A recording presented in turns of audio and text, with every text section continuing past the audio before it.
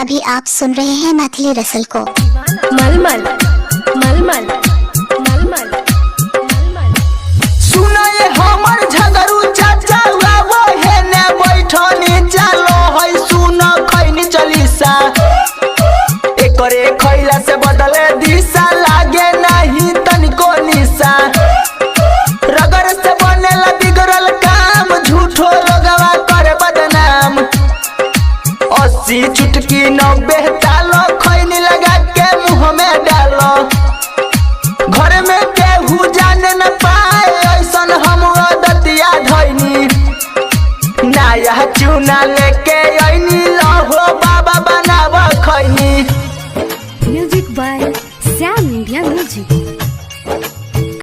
मुंह में डालो कोनो कोना लागी नहीं जादू टोना चाहे सरवाई करोना बाप मतारी जाने नहीं मेहरी कही बाबू सोना खैनी ऐसन चीज है भैया बिगड़ल काम बनाई देला चाहे केतनो बड़का होखे छोटका से भीख मंगाई देला एकरे खा के देनी परीक्षा पूरा हो गईले मन के इच्छा नया चिनौटी चूना लईनी लहो बाबा बनाव खैनी। अजय दीवाना Sam India music and recording studio मलमल मलमल मलमल।